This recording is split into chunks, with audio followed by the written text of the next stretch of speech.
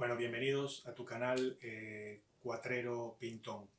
Hoy estaré realizando un nuevo programa de Hablemos de las Cuatro Cuerdas. El programa de hoy está dedicado en un pequeño homenaje que quiero realizar a una gran persona, ante todo, un gran luthier, un gran montañista, en fin, toda una gran institución de sabiduría, como lo fue la figura de Ramón Blanco. Realmente Ramón Blanco pues tiene una gran trayectoria y una larga trayectoria dentro de lo que ha sido todas sus facetas, lo cual, bueno, trataré simplemente de alguna manera dejar ese pequeño aporte, humilde homenaje, solamente destacando algunas de sus más destacadas realizaciones, tanto en el montañismo como en la parte de constructor de instrumentos, ¿no? De luthier, ya que, como digo, es demasiado extensa y serían horas hablando de la figura de Ramón, ¿no? Entonces, bueno, voy a comenzar con la parte, digámoslo, de la relación con el cuatro venezolano, la construcción de instrumentos, que fue la profesión de Ramón Blanco, y luego hablaré también de una gran faceta que él tenía de una gran, digámoslo así, afición del montañismo, logrando destacados ascensos a grandes montañas del mundo, ¿no? Y conocido también por estas grandes hazañas que realizó, ¿no? Y luego también dejar una pequeña anécdota de cómo tuve la suerte y el privilegio de poder conocer en persona a Ramón Blanco, ¿no? Bueno, comenzando con esta pequeña, digámoslo, pequeña mini biografía un poco para recordar a Ramón. Ramón nace en el año 1933 en Galicia, ¿no? En España, Galicia, en la provincia de Lugo. Ramón nació en Ourol y en un pequeño pueblo de Xerdís, de esta zona, también cercano a una gran villa de la que llaman la Mariña Lucense, en la costa de Lugo, muy cercano a Viveiro, ¿no? Con el que también, de alguna manera, él también tuvo vínculos con esta villa marinera, ¿no? Pues Ramón, como bien dije, nació en el año 1933 y lamentablemente se nos ha ido recientemente el 25 de agosto de este presente año. Y bueno, una triste noticia, ¿no? De su partida.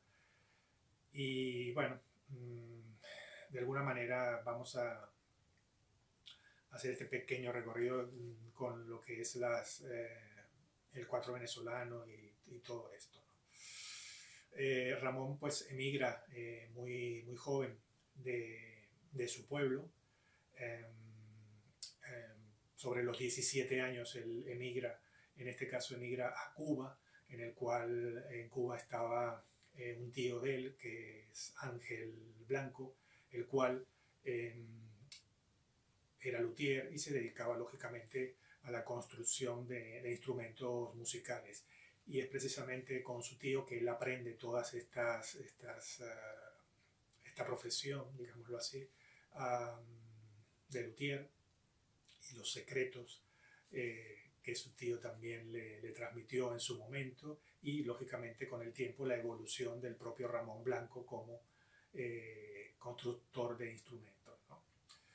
Pues una vez que estuvo varios años con su tío en Cuba, él emigra nuevamente a Venezuela y lo hace sobre los años 70, aproximadamente sobre el 70-71, llega a Venezuela y bueno, poco a poco él comienza su andadura dentro de lo que es la construcción de instrumentos musicales, ¿no? Con el tiempo Ramón pues digámoslo así, adquirió una gran fama sus instrumentos, ¿no? Los cuatro venezolanos, la guitarra clásica, y hay una historia en la cual Ramón hablaba de haber conocido, ¿no? Tener el privilegio de haber conocido a Antonio Lauro, un gran guitarrista venezolano. Tengo que participar con agrado que voy a tocar en una guitarra venezolana de Ramón Blanco. Yo puedo decir con satisfacción y agrado que tenía una buena amistad con el maestro Antonio Lauro. Él iba a mi taller en la Florida, varias veces fue. En una ocasión fue y me encargó una guitarra. Cómo no, abreviando, le hice la guitarra y lo llamé: maestro, yo tengo la guitarra, y le digo, ¿quiere que le ponga algún nombre a la guitarra? Por teléfono. Y me dice, no es necesario. Y me dice, mi amigo, no sé qué León, nombró un amigo de él, le llamaba Lolita a su guitarra. Entonces me dice, sin transición ninguna, me dice, póngame la María Luisa, así mismo como te lo estoy diciendo, póngale la María Luisa. Y le hice la etiqueta, le puse la María Luisa y se la llevé a su casa en el Cafetal, a la cual yo iba con frecuencia y hablaba muy lindo, hacíamos charlas muy amenas, okay. Y le llevé la guitarra, en la tarde la vio, la probó, y en ese momento la esposa bajaba de la parte alta de la quinta, donde vivía. Entonces, mira, ven acá, vino, le mostró la guitarra y le mostró la etiqueta, está bien, entonces ahí quedó la cosa. Y él salía de viaje, iba a dar un recital por todo el país, iba a empezar en Tucupita, y se llevó la guitarra, estrenó la guitarra en Tucupita, y vino dando recitales por todo el país y tal. Y eso fue el origen de la guitarra que tiene el maestro Lauro. Yo no sé quién la tiene, serán los hijos o lo que sea, la guitarra, la María Luisa. Y a esta guitarra Antonio Lauro pues también le envió una carta en la cual Ramón hacía muestra de esta carta, que voy a dejar por aquí.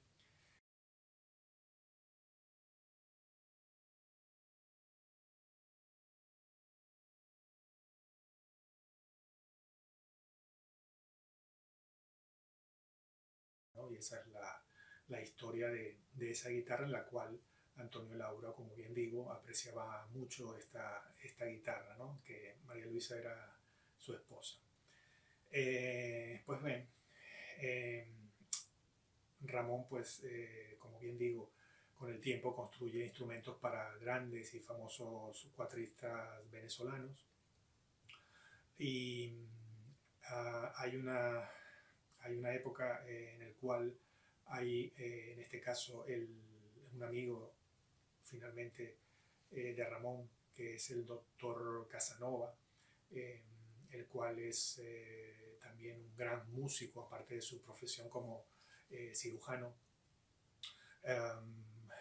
El doctor Casanova también tiene un historial dentro de lo que es la música venezolana, lo que son los instrumentos cordófonos, un estudio y un seguimiento de la evolución del cuatro venezolano, ¿no? A lo largo de todos estos tiempos, y contando también el doctor Casanova con una gran colección de instrumentos cordófonos relacionados con el cuatro venezolano, ¿no? Y bueno, en determinada época, ahora no recuerdo precisamente el año exacto, cuando surge también un encargo por parte del doctor Casanova haciendo unos cambios en el cuatro venezolano. Recordemos que el cuatro venezolano mantenía unas especificaciones sobre sus tamaños, una especificación estándar, digámoslo así, ¿no? Y el doctor Casanova le pide, si es posible, al 4 venezolano agregarle 3 trastes más, ¿no? Pasar de los 14 a los 17 trastes, ¿no? Esto le dará al 4 pues una amplitud mayor de notas musicales y bueno, surge este encargo, eso se realiza, ese 4 que le construye Ramón al doctor Casanova, finalmente lo bautiza Ramón como 4 Casanova, ¿no? Y este 4, digamos que lo dan a conocer como el 4 solista, ¿no? El origen del 4 solista como tal, ¿no? El de los 17 trastes. Y bueno, qué decir, ¿no?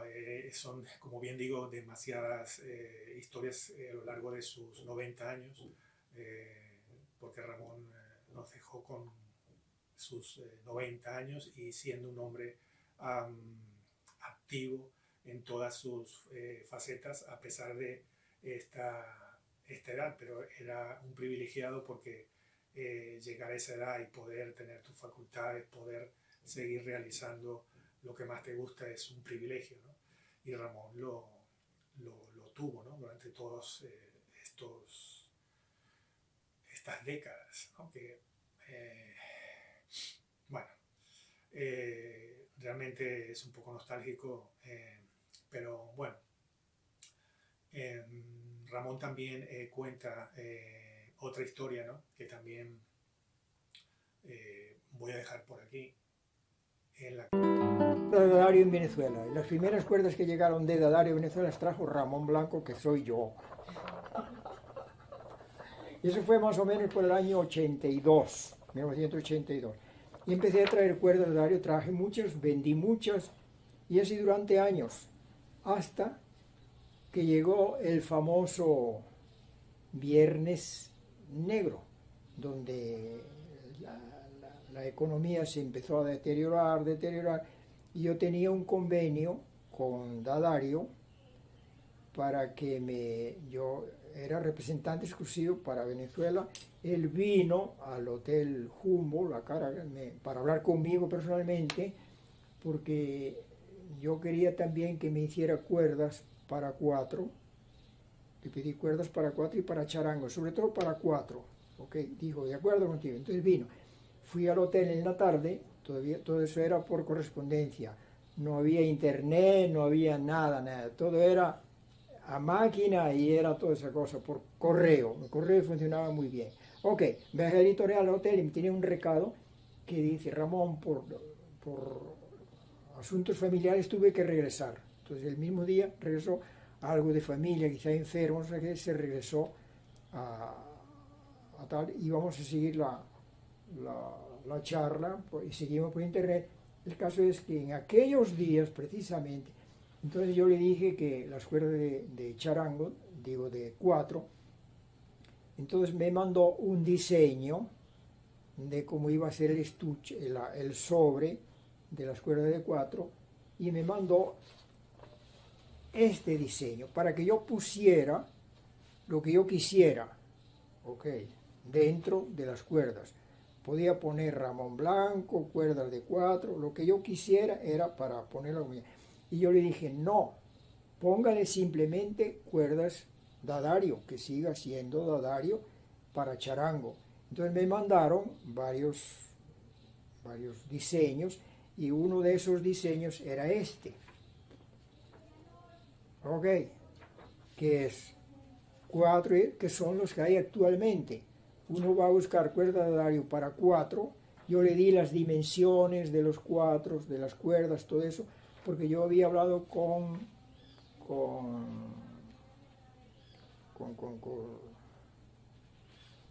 Gamboa, con Hernán Gamboa, para el diseño. Entonces, fíjate bien, las cuerdas de 4, hoy los cuatristas ponen las cuerdas que quieren, etcétera, etcétera. Las cuerdas, la, re, fa sostenido, si, la si era un poquito más fina que la, o sea, siempre más fina, pero en hoy en día, como pasó eso, vinieron, yo me abandoné, nos abandonamos, no pasó nada, se acabó todo, ¿no? Durante años pasé, yo me olvidé de todo, no me preocupé más por eso, ya no se podían traer las cuerdas inmediatamente, era un problema, yo me deshice del asunto. Después las cuerdas, a alguien le interesó, las cuerdas siguieron viniendo más tarde, pero siempre ya, como ya estaba hecho, con este diseño, que era el 4 que le había mandado a Ramón Blanco. Entonces ahora llegan las cuerdas con D'Addario y el diseño de las cuerdas aquí abajo mantiene la, re, fa sostenido, si, la y la fa sostenido, la, si, del mismo espesor. No es correcto, pero funciona, ok, eso funciona, eso no hay problema. Los cuatristas lo pueden saber, ok. Pero hay los cuatristas, después ya aparecía, ya por ese, ya existía el 4 modelo Casanova de 17 trastes. Todos los cuatristas cambiaron las cuerdas, o sea, ponen otras, no todo el mundo pone así como está, sencillo tal. Hacen cambios, eso es una cosa natural. Entonces eso es el origen de las cuerdas D'Addario en Venezuela, Ramón Blanco, que soy yo. Con lo cual, precisamente hasta la fecha de hoy, eso ha perdurado en el tiempo, ¿no? Y aún sigue manteniendo esas cuerdas, siguen manteniendo ese logotipo y esas medidas, ¿no? A pesar de hace tantos años, ¿no? Bueno, pues él se manifestaba como el precursor de haber haber creado esa marca que perdura en el tiempo, ¿no? Y bueno, dentro de lo que es el 4 venezolano, voy ahora a pasar a otro de los grandes jóvenes y destacadas hazañas de Ramón, y voy de alguna manera a tocar solamente unos pequeños puntos, porque ya digo, la trayectoria es muy extensa dentro también del montañismo. Y bueno, antes de pasar a finalizar con la parte del montañismo, voy a meter mi pequeña historia aquí, ¿no? De cómo conocí a Ramón. Bueno, pues yo conocí a Ramón un poco en mi andadura, cuando fue toda esta necesidad de buscar información, de tener acceso a un 4 venezolano en la distancia, ¿no? Y lo difícil que era para aquel momento, porque no había muchas opciones de encontrar tanto material del 4 venezolano como instrumentos, o sea, conseguir un 4 venezolano no era muy fácil en aquel momento en el exterior, ¿no? Y bueno, comienzo mi andadura, ¿no?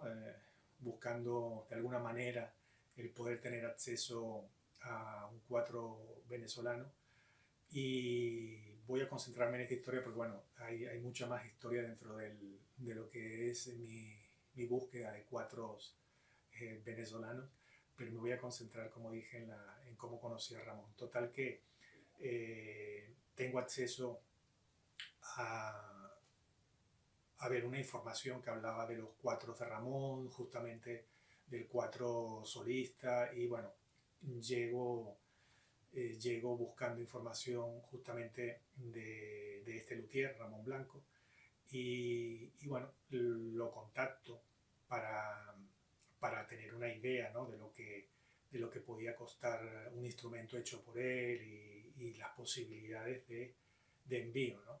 Aunque bueno, también de alguna manera sabía que iba a ser complicado también por el tema económico, ¿no? Pero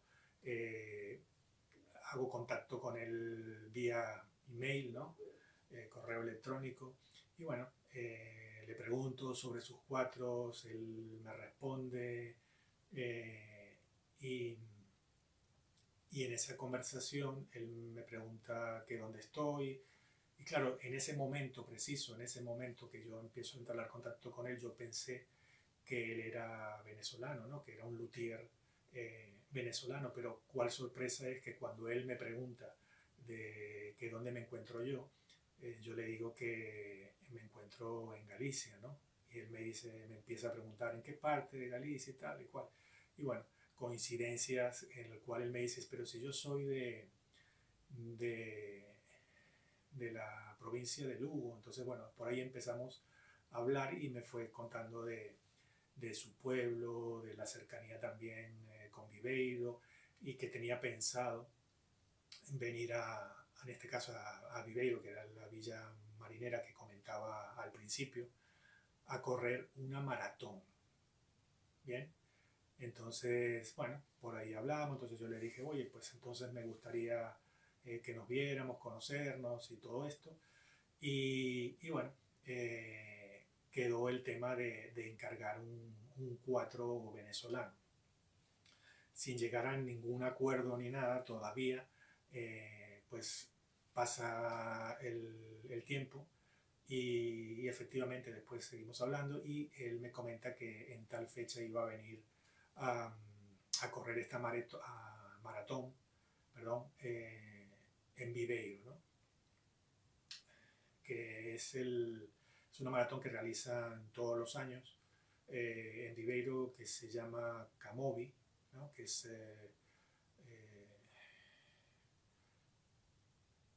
creo que es Camobi, sí, carrera de montañas de Viveiro, una cosa así, y la realizan todos los años. Entonces él dijo que iba a hacer todo lo posible por venir y bueno, y efectivamente él vino. Entonces bueno, quedamos en la zona, justamente quedamos el día de que él participaba en la carrera y bueno, aquello fue algo asombroso porque con la edad que tenía en aquel momento también, ya para aquel momento, con su edad, correr, pues en aquel momento no me acuerdo si tendría ya él, en aquel momento tendría sobre casi 70 años, no estoy seguro. Y correr una maratón, en este caso de 40 kilómetros por la montaña con ascensos y descensos dificultosos, bueno, aquello me dejó a mí asombrado y bueno, y todos aquellos que conocía, ¿no? Y entonces poco a poco fui descubriendo todo aquello de las carreras, del montañismo de Ramón, ¿no? Y bueno, pues efectivamente lo seguí a lo largo de esa maratón. Y bueno, una pequeña anécdota es que me hizo mucha gracia fue que bueno, dentro de esas carreras hay en determinados lugares puntos en los cuales los corredores digamos que hacen una pequeña parada para reabastecerse, si así lo desean, de líquido o de algún tipo de alimento para darle fuerzas para poder seguir corriendo, ¿no? Y bueno, yo lo que veía que en algunas paradas que había hecho Ramón prácticamente no se hidrataba, era algo que me llamaba la atención, ¿no? Porque eso también, desde mi punto de vista, pues no era muy adecuado, pero él no se hidrataba. Y en una de esas, en ese puesto que paró, me le acerqué y le dije, pues claro, veía a los demás corredores, pues lo típico, lo que solían era tomar líquido o alguna bebida energética o el cambur, ¿no? El plátano, como fuente de potasio, ¿no? Y entonces le digo, pero Ramón, ¿tú no tomas líquido? No, yo no tomo líquido. Muy poco, no tomo. No. Y le digo, pero y entonces si te da algo, qué cosa? No, yo tengo aquí no me acuerdo cómo le dijo, si el elixir, no sé qué, bueno, mi, le di un nombre que me hizo gracia y sacó entre del pantalón y la franela, sacó nada más y nada menos que un dulce de guayaba, ¿no? El típico dulce de guayaba envuelto en la hoja seca de maíz. Y me dice, esta es mi energía, mi potencia, ¿no? Entonces, me resultó bastante gracioso ese hecho que se había traído de Venezuela el dulce de guayaba como fuente de energía, ¿no? Total que bueno, esa etapa la concluyó Ramón, ¿no? Llegó a la meta, con la edad que él tenía, llegó a la meta y aquello fue un festejo. Aquí se puede ver.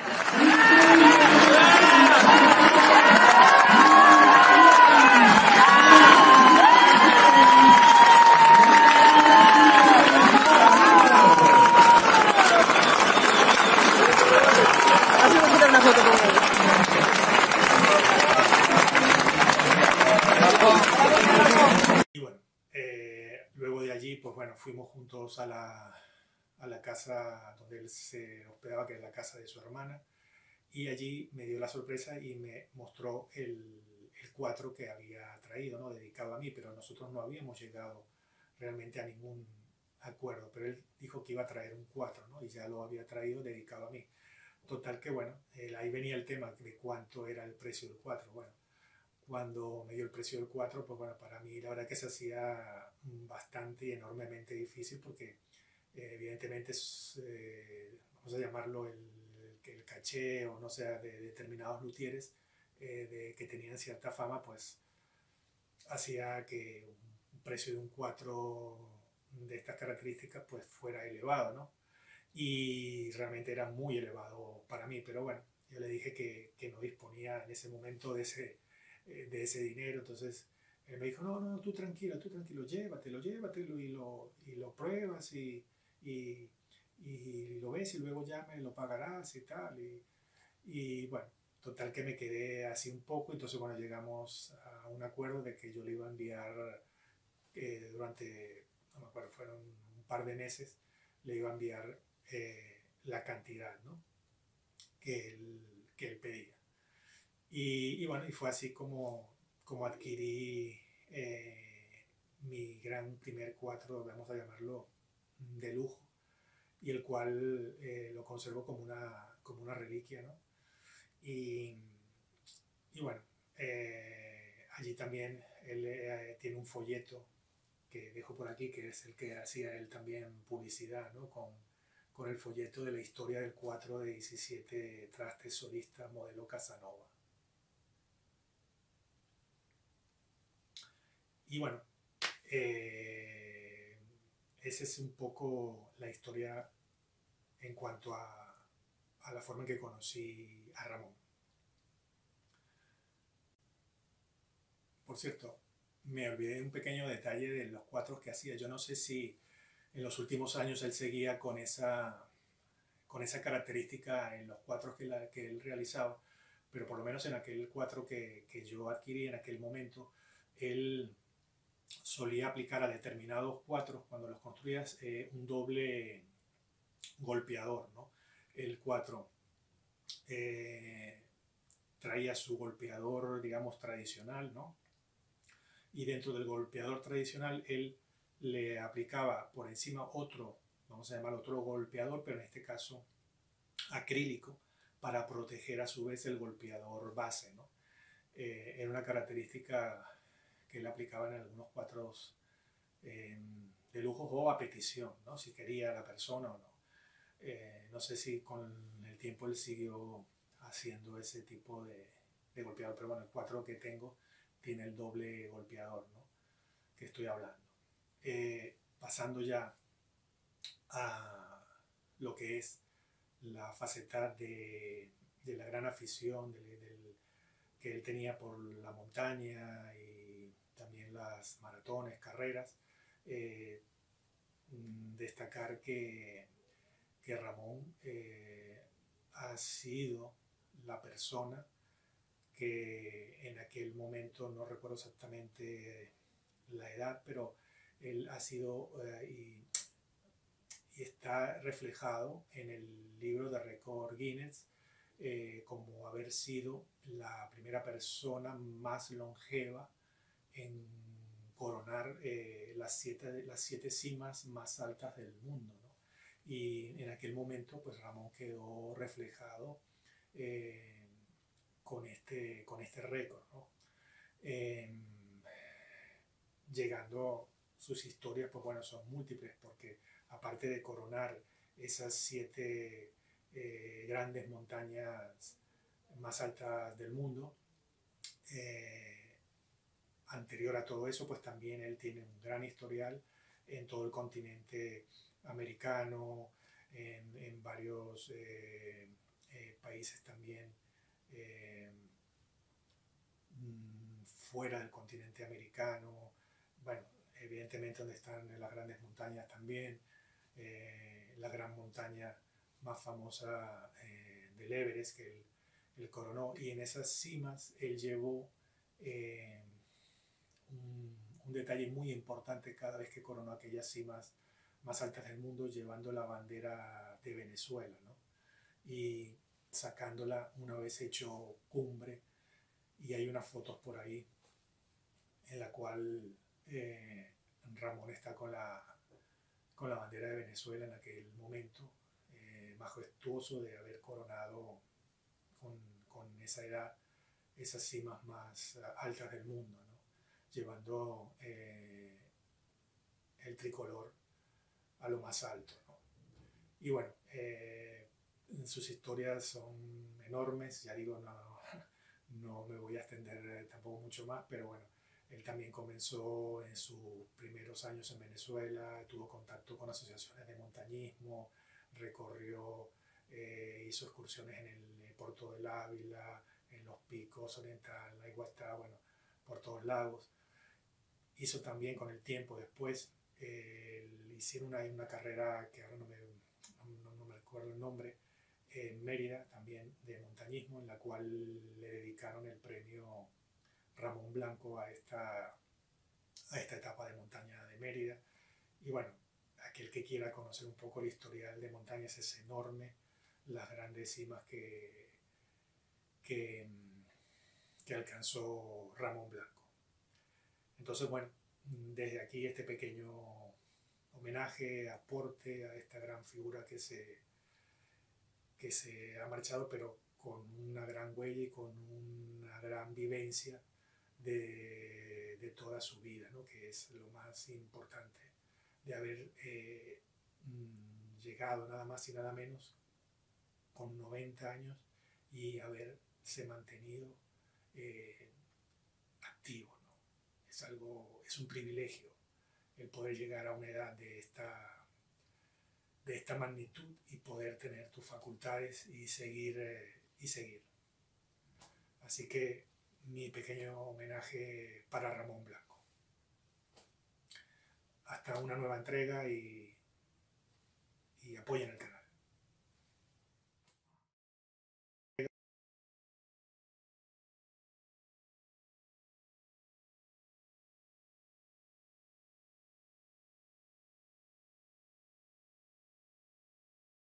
No todos son guitarras, música, hay el montañismo, una de mis pasiones, uno de mis... Y hay este libro, okay, que no lo escribí, sí escribí lo que hay adentro, muchísimo escrito por mí, dirigido a otra persona, al que editó el libro, a la persona Alejandro López, que es mi primo segundo, un chamo, bueno, ya ahora tiene 32 años, pero tenía un chamo, y él recopiló todo lo que yo le mandaba. Cuando iba a un viaje, nos escribíamos y todo, él copiaba todo, guardó, archivó todo eso. Y después se le ocurrió la idea de hacer un resumen de todo lo escrito. Él me dice que él no tocó nada, simplemente hubo cosas que eliminó porque no era necesario ponerlas y todo, y escribió este fabuloso libro. Se llama Diario de un alpinista a los 70. Cuando lo publicó ya yo tenía 70 y pico, pero ni por ahora tengo 84, qué horror, 84 años, pero coño, pero bueno, tengo 84 años, no hay problema. Mi espíritu no siente que tengo los 84 años, no. Si tú tienes 30, 40, 50, 60, 70, 80, vamos a poner 70, ya tienes 70 o 50, que estudiaste una profesión, cualquier profesión, ok, la que fuera, que eres médico, ingeniero, abogado, arquitecto, ok, bombero, lo que tú quieras, ya crees que ya eres todo, ¿no? Todavía te queda tiempo, si quieres, de estudiar otra profesión que a lo mejor quisiste ser poeta o pintor. Te queda tiempo para estudiarlo todavía suficiente. Y cuando llegues a los 75 ya terminaste esa profesión. Y si quieres después otra que te dura hasta los 80, puedes ir a los 80. Pero si estás pensando que a los 70 ya vas un viejo, o a los 50 ya estás viejo, estás fastidiado. Nunca piensa los años que tienes. Yo tengo 84 años, yo creo que tengo 15. No 15, pero coño. Espérate, chico. Pero ¿qué vida te llevaste cuando joven? Seguro te echabas palos, fumabas, ahora ya no te puedes echar palos porque los riñones te duelen, ya no puedes fumar, el médico te dice que no fumes. Si tienes 20, averigua esto, no fumes. Mira, no fumes ni bebas, pero del otro, todo cuanto puedo, de lo otro. ¿De qué te ríes tú? Con moderación, con moderación. Con moderación, con moderación.